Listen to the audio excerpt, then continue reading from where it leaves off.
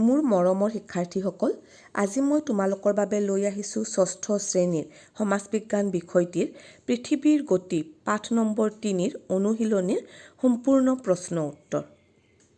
এয়া হৈছে অনুশীলনীৰ প্ৰশ্নসমূহ। এতিয়া আমি ইয়াৰ পিছত ক্ৰমান্বয়ে অনুশীলনীৰ প্ৰশ্নসমূহৰ উত্তৰ কৰি যাম।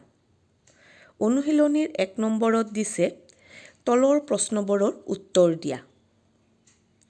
প্ৰথম প্ৰশ্নটি হৈছে পৃথিৱীৰ মেৰুদণ্ডডাল কক্ষতলৰ লগত কিমান ডিগ্ৰী কোণ কৰি থাকে?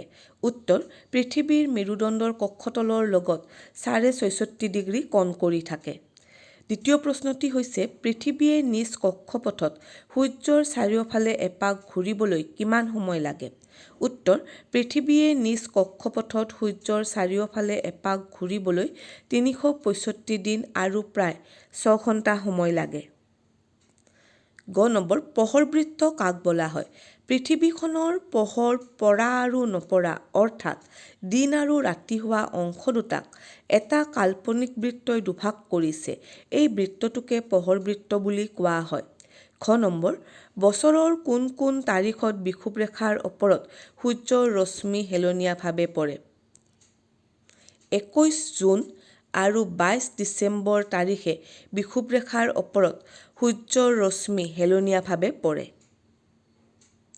২ নম্বৰত দিছে তলৰ প্ৰশ্নবোৰৰ চমু উত্তৰ দিয়া। আহ্নিক গতি আৰু বাৰ্ষিক গতি বুলিলে কি বুজা? উত্তৰ: পৃথিৱীয়ে নিজ মেৰুদণ্ডৰ ওপৰত পশ্চিমৰ পৰা পূবলৈ সম্পূৰ্ণ এপাক ঘূৰাকে আৱৰ্তন বা আহ্নিক গতি বোলে। আনহাতে পৃথিৱীয়ে নিজ কক্ষপথেৰে সূৰ্যৰ চাৰিওফালে ঘূৰা যি গতি তাকেই পৰিভ্ৰমণ বা বাৰ্ষিক গতি বোলে। খ নম্বৰ, আহ্নিক গতিৰ ফলত পৃথিৱীৰ দিন-ৰাতি কেনেকৈ হয়? পৃথিৱীয়ে নিজ মেৰুদণ্ডক কেন্দ্ৰ কৰি পশ্চিমৰ পৰা পূবলৈ এপাক ঘূৰাকে আহ্নিক গতি বোলে। এই এপাক ঘূৰোতে পৃথিৱীৰ যিটো ফালত সূৰ্যৰ পোহৰ পৰে সেই ঠাইত দিন হয় আৰু যিটো ঠাইত সূৰ্যৰ পোহৰ নপৰে সেই ঠাইত ৰাতি হয়। অধিবৰ্ষ বুলিলে কি বুজা? উত্তৰ: প্ৰতি ৪ বছৰৰ মূৰে মূৰে ফেব্ৰুৱাৰী মাহটোত এদিন বঢ়াই ২৮ দিনৰ পৰিৱৰ্তে ২৯ দিন গণনা কৰা হয়। এনেকৈ যিটো বছৰত এটা দিন বঢ়াই লোৱা হয় সেই বছৰটোক অধিবৰ্ষ বোলে। কৰ্কট সংক্ৰান্তি আৰু মকৰ সংক্ৰান্তিৰ পাৰ্থক্য নিৰূপণ কৰা। এই প্ৰশ্নটিৰ উত্তৰটি হৈছে কৰ্কট সংক্ৰান্তি হ'ল পৃথিৱীয়ে সূৰ্যৰ চাৰিওফালে পৰিভ্ৰমণ কৰি থাকোঁতে ২১ জুন তাৰিখে সূৰ্যৰ ৰশ্মি কৰ্কটক্ৰান্তিৰ ওপৰত পোনপটীয়াভাৱে পৰে। সেইদিনা কৰ্কটক্ৰান্তি আৰু উত্তৰে থকা ঠাইসমূহত বছৰটোৰ ভিতৰতেই আটাইতকৈ দীঘল দিন আৰু আটাইতকৈ চুটি ৰাতি হয়। আনহাতে মকৰ সংক্ৰান্তিৰ দিনা ২২ ডিচেম্বৰৰ দিনা সূৰ্যৰ ৰশ্মি মকৰ ক্ৰান্তিত লম্বভাৱে পৰে। সেইদিনা দক্ষিণ গোলাৰ্ধত দিন দীঘল আৰু ৰাতি চুটি হয়। আন এটা পাৰ্থক্য হৈছে কৰ্কট সংক্ৰান্তিৰ দিনা উত্তৰ গোলাৰ্ধত গ্ৰীষ্মকাল হয় আৰু দক্ষিণ গোলাৰ্ধত শীতকাল হয়। আনহাতে মকৰ সংক্ৰান্তিত দক্ষিণ গোলাৰ্ধত গ্ৰীষ্মকাল হয় আৰু উত্তৰ গোলাৰ্ধত শীতকাল হয়। ১ নম্বৰ প্ৰশ্নটি হৈছে পৃথিৱীৰ বাৰ্ষিক গতি নথকাহেঁতেন ধৰাপৃষ্ঠত কেনেধৰণৰ পৰিৱৰ্তন বিৰাজ কৰিলেহেঁতেন? উত্তৰ: পৃথিৱীৰ বাৰ্ষিক গতি নথকাহেঁতেন ঋতু পৰিৱৰ্তন নহলহেঁতেন। ফলত ঋতু অনুযায়ী আমাৰ যি সাজপাৰ খাদ্য পৰিৱৰ্তন হয় সেয়া নহলহেঁতেন। ঋতু অনুযায়ী পালন কৰা উৎসৱসমূহ নাথাকিলেহেঁতেন। উদ্ভিদৰো বিভিন্ন পৰিৱৰ্তন আহিলেহেঁতেন। অৰ্থাৎ তাপ, চাপ, আৰ্দ্ৰতাৰ পৰিৱৰ্তন আহিলেহেঁতেন। পৃথিৱীৰ কক্ষপথ বুলিলে কি বুজা? কক্ষপথৰ এটা চিত্ৰ আঁকা। পৃথিৱীয়ে যিটো উপবৃত্তাকাৰ পথেৰে সূৰ্যৰ চাৰিওফালে ঘূৰে সেই পথটোক পৃথিৱীৰ কক্ষপথ বোলে। কক্ষপথৰ এটা চিত্ৰ আঁকি দেখুওৱা। মই ইয়াতে গুগলৰ পৰা এখন ফটো ডাউনলোড কৰি পেলাই দি দিছোঁ।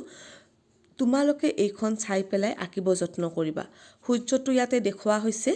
কমলা ৰঙেৰে কক্ষপথটো দেখুওৱা হৈছে।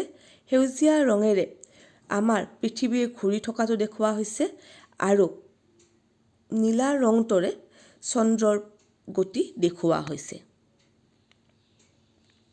৩ নম্বৰত আছে শুদ্ধ উত্তৰটোত টিক চিহ্ন দিয়া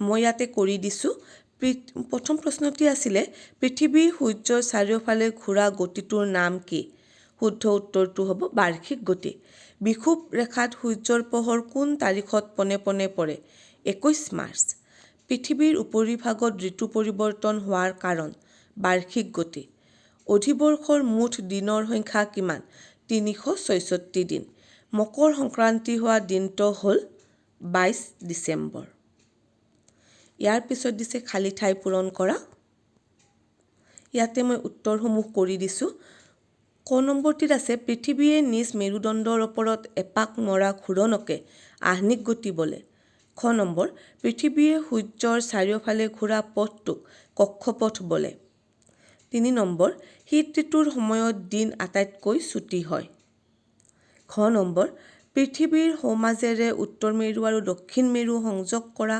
কাল্পনিক ৰেখাডালৰ নাম মেৰুদণ্ড নম্বৰ মকৰ ক্ৰান্তি বৃত্তটো পৃথিৱীৰ দক্ষিণ গোলাৰ্ধত কল্পনা কৰা হৈছে শেষৰটি প্ৰশ্ন হৈছে পৃথিৱীয়ে ইয়াৰ কক্ষতলৰ লগত 66.5 ডিগ্ৰী কোণ কৰি হেলনীয়া হৈ থাকে ইয়াতে মই হালধীয়া ৰঙেৰে দিয়া শব্দকেইটা খালী ঠাইত বহিব এইখিনিয়ে আছিলে অনুশীলনীৰ প্ৰশ্ন উত্তৰ পুনৰ আন এটি অনুশীলনীৰ প্ৰশ্ন উত্তৰ লৈ পেলাই আহিম যদি মোৰ ভিডিঅ'টি ভাল লাগে তেনেহ'লে যেন লাইক আৰু এটা ছাবস্ক্ৰাইব কৰি দিয়ে ধন্যবাদ